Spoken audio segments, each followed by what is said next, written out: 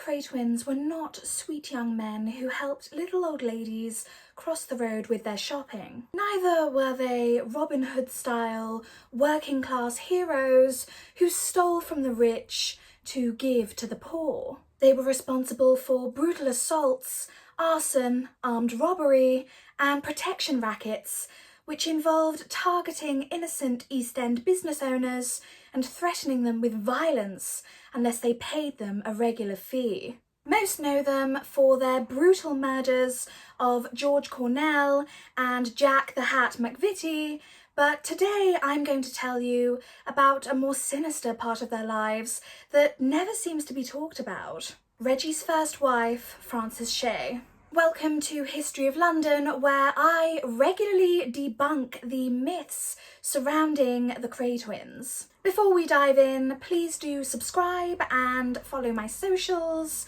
which will be linked below, along with my walking tours, for more dark London history. Frances Shea was born to a working-class family in Hoxton in 1943. She was just 16 years old when 26-year-old Reggie loomed on her doorstep in that dismal East End street and tried to take her out.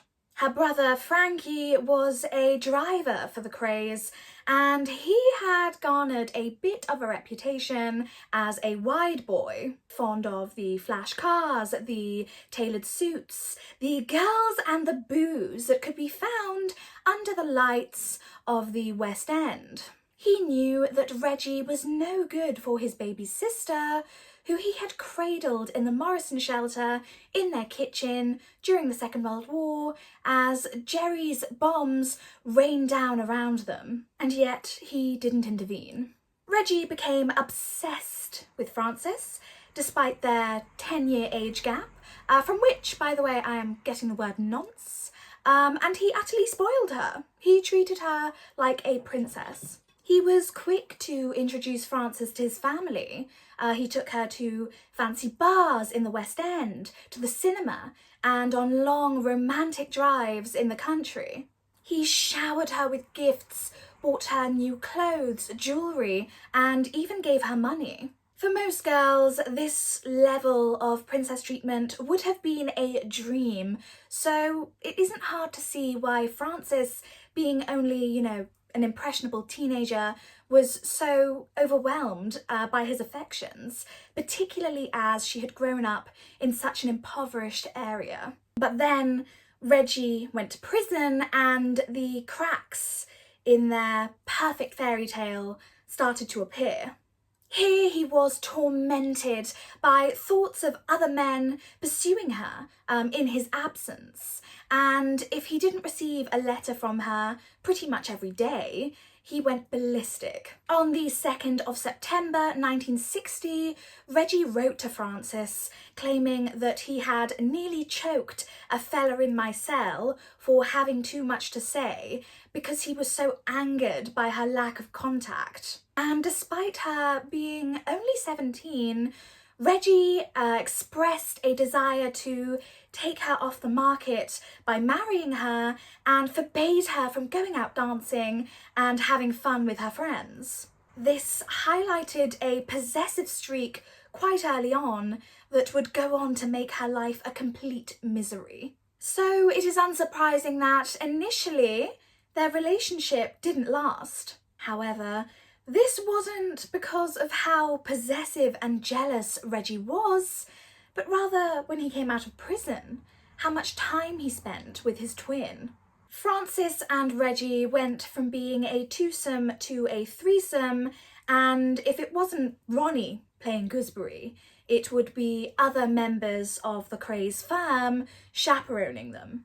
And Frances was sick of being surrounded by minders 24/7 and feeling like she was having to share Reggie with his life of crime. So she did what any reasonable person would do and dumped him. But this came with a complication.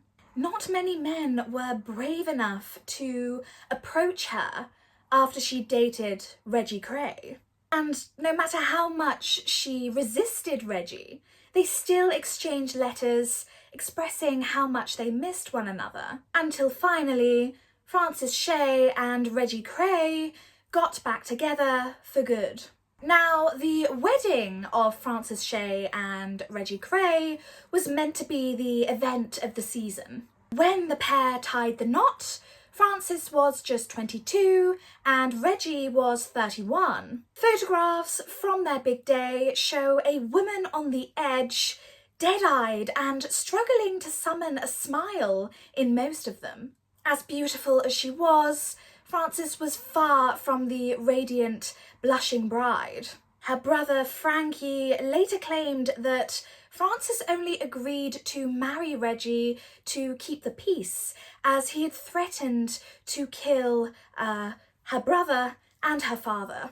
Images taken during their honeymoon in Athens weren't much better, depicting a troubled Frances and an unsmiling Reg arguing in the street. And it's not hard to understand why.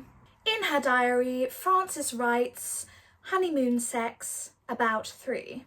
This could, of course, suggest that they had had sex 3 times, but judging by what both Frances and Reggie had told others when they came back to London, what is more likely is that this referenced 3 sad, unsuccessful attempts at making the beast with 2 backs.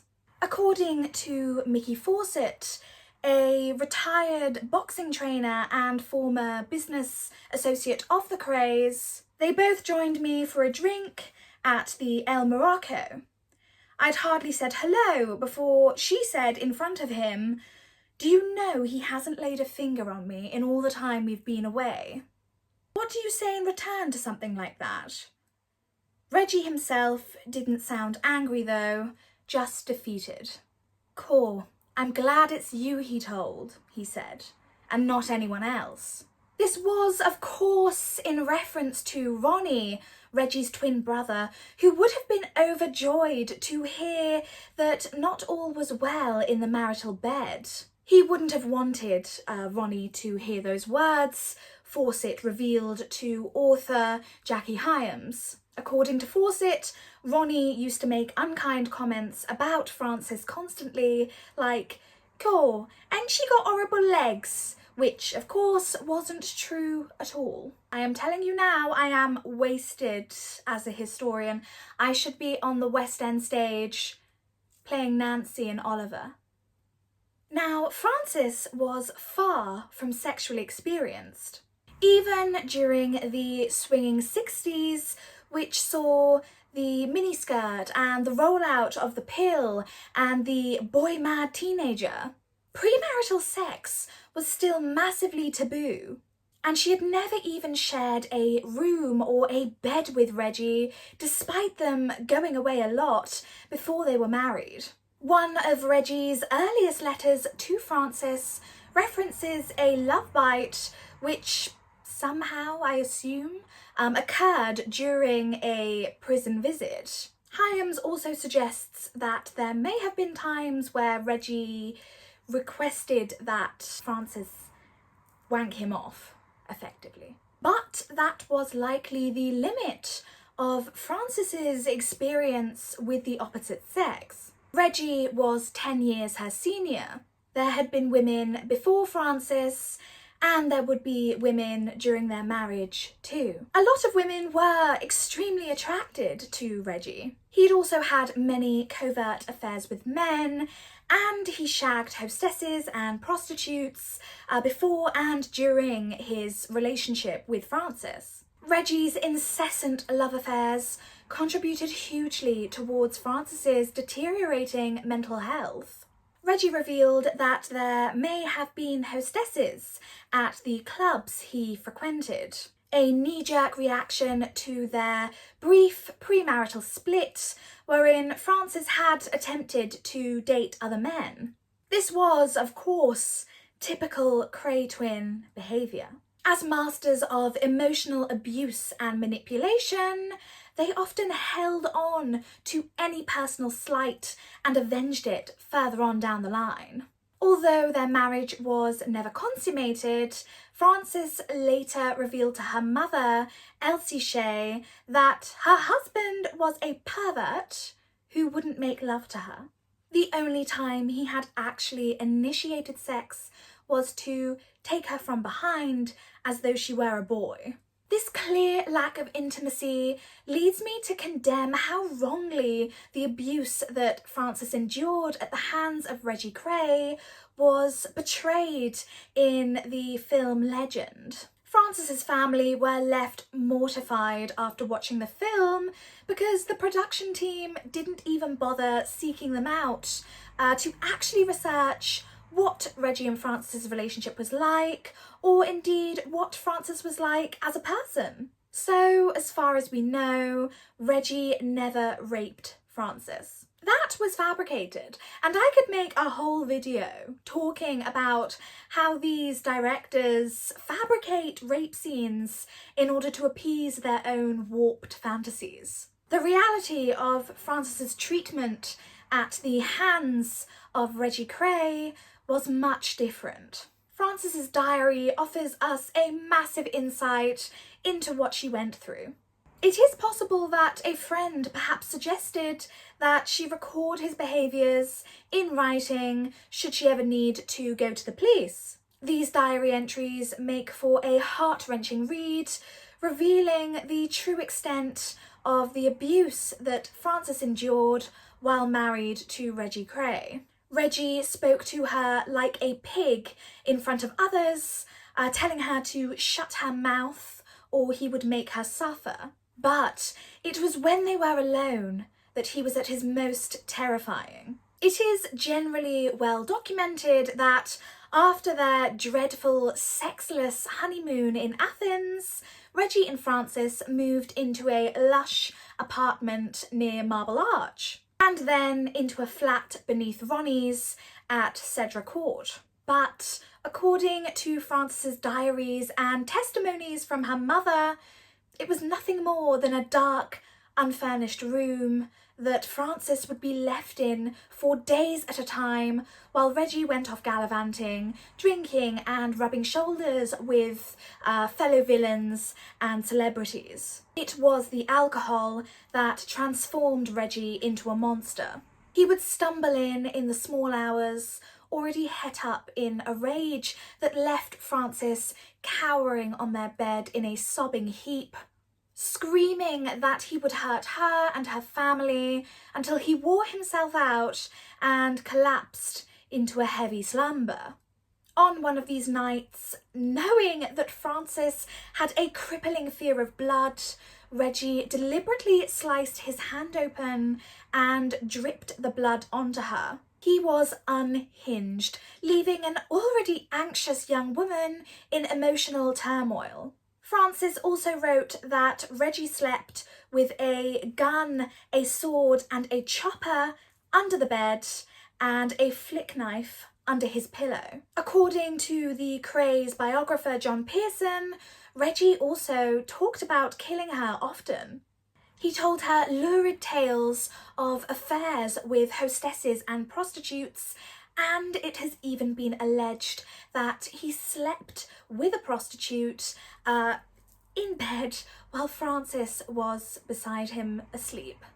When she woke up and realised what was happening, she was understandably inconsolable. Reggie's brother, Ronnie, even threatened to stuff pills down her throat until she stopped screaming. Frances left Reggie eventually, changing her name back to Frances Shea by deed poll. But there was no escaping her tormentor. Reggie refused to agree to a divorce, and he often had her followed, leaving her unable to move on and start seeing other men. Frances's reliance on illegal substances, which she bought on the street, was likely exacerbated by this abuse. When she suffered a mental breakdown and was admitted to hospital for some rest, Reggie screamed at her as he drove her the whole way there. And when Frances left Reggie, she supposedly requested electric shock therapy in an effort to forget the horrific psychological torture he had inflicted upon her.